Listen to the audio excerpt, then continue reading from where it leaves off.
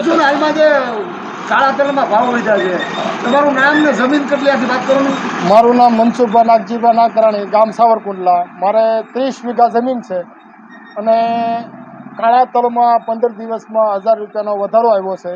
આજે સાવરકુંડલા યાર્ડમાં 5000 થી 5500ના ભાવ બોલાણા છે. અમરેલી 6000 બોલાણા છે.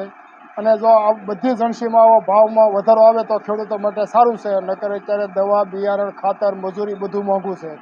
એટલે જો બીજી બધી જણસીમાં ભાવ નીચા છે, એ કાળા તલમાં આ 15 દિવસમાં 1000 રૂપિયાનો વધારો આવ્યો છે. થયો છે. સાવરકુંડલા યાર્ડમાં 5000 થી 5500, અમરેલી યાર્ડમાં 6000 ને 15 રૂપિયા ભાવ બોલાણા છે. શું કહેશો? એક તો કાળા તલનું આ વર્ષે ઉત્પાદન ઘણું ઓછું છે.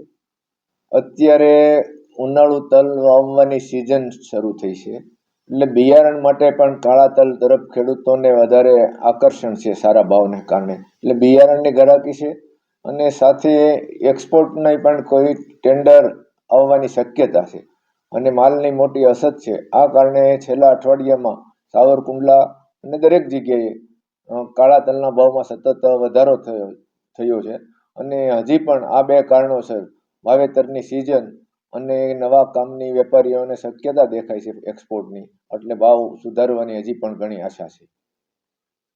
છેલ્લા 5 દિવસથી સાવરકુંડલા માર્કેટયાર્ડ, અમરેલી માર્કેટયાર્ડમાં તલની આવકમાં દિવસે દિવસે વધારો થતો જાય છે. હાલ કાળા તલના ભાવમાં એક અઠવાડિયામાં 1000 રૂપિયાનો વધારો થયો જોવા મળે છે. હાલ આજે સાવરકુંડલા યાર્ડમાં 5000 આસપાસના તલ વેચાણા છે.